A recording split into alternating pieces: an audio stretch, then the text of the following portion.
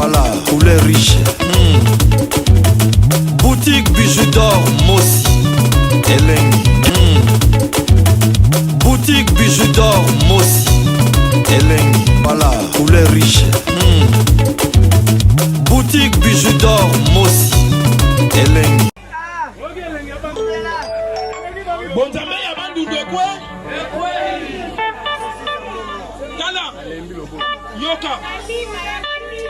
Yoka. Ozomo na biloko bozo lukela ngai. Toko suka mabe. Jipe masamba. Masamba jipe. Toka nisa. Toko suka mabe. Nana telemi awa. Na soti ya mate ya libota na nzambe bika. Tata wana kuna solo babisa encore.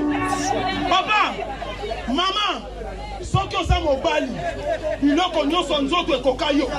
Loba bis. Soki oza mobali ya tembe, biloko nyonso ekoka. Loba kaka bis mpona bandundu. Mama, mobali no ko regrete yo. Mobali no ko regrete yo. Osomona busuba bozokota na kati église. Musique, bis.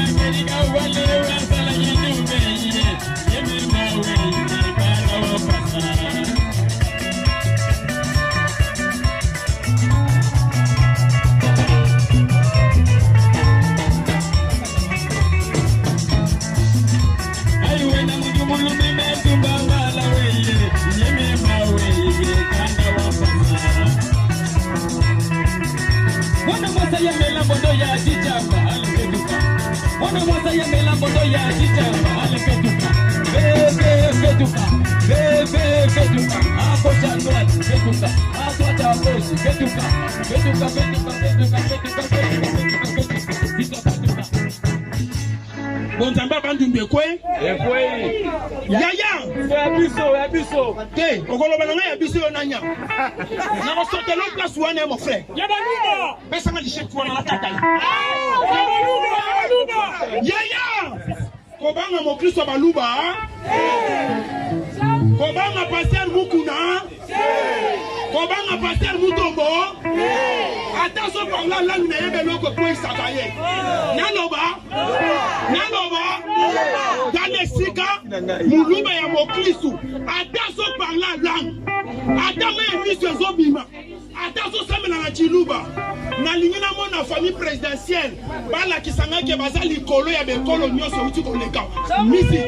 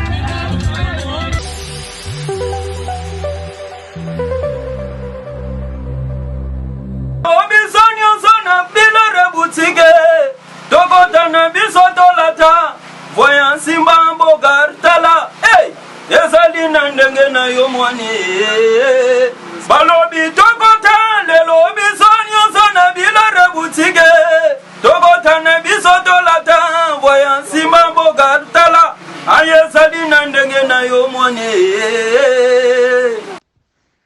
eye na kati ya matonge maison de passage na biso maison de passage na biso ya ngoyo maison de passage na biso eza na ba climatiseur ezali climatisé maison de passage na biso eza na matonge na Irebu A37 maison de passage na biso toza na ba appartement oyo ezali ya 2 chambres salon cuisine tous les 2 chambres wana eza na ba toilettes na kati maison de passage na biso tozali na appartement oyo ezali kaka salon salle de bain chambre na cuisine tozali lisusu na appartement na biso oyo ezali appartement ya pamba lokola chambre na toilette na oyo salle de bain na o na kati chambre oyo ezali ya pamba oyo ezaka na salle de bain okoyamba bapaya na yo na kati chambre oyo ezali chambre salon cuisine salon ezali ya monene comme okoyamba bapaya na yo na kati comme okoki koyamba bapaya na yo libanda mai na biso ebimaka kitoko courant na biso toza na balune ebele toza na groupe na biso soki courant ekei totie essence na kati ya groupe ndako na biso ezali sécurité eza na sécurité ya makasi maison de passage na biso na matonge toza kobengisa bino mwana nyonso to ya poto benga numéro oyo ozomona réserve place na yo mpona ozwa place na yo ya kolala na kati ya maison de passage na biso tozali na boutique oyo bazoteka baduver bazoteka nyonso tu na kati ya boutique wana tozali lisusu na nini voiture oyo totie na disposition na bino bato bozoya na katikati ya maison de passage na biso oyo tobengi yango Bidor. Contactez Bijou d'Or TV, contactez numéro oyo moni, réservez place na yo, ozwa place na yo avant parce que ba place na biso mingi eza kozala toujours occupé. Benga avant zwa place na yo, okozala jamais déçu. Merci.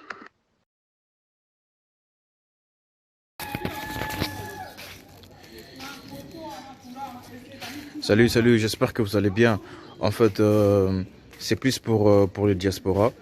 C'est donc qui veulent passer leur séjour ici à Kinshasa. Alors pour tous vos déplacements, il y a une voiture à louer qui est là, marque Hyundai. La voiture elle est confortable, donc climatisée et tout.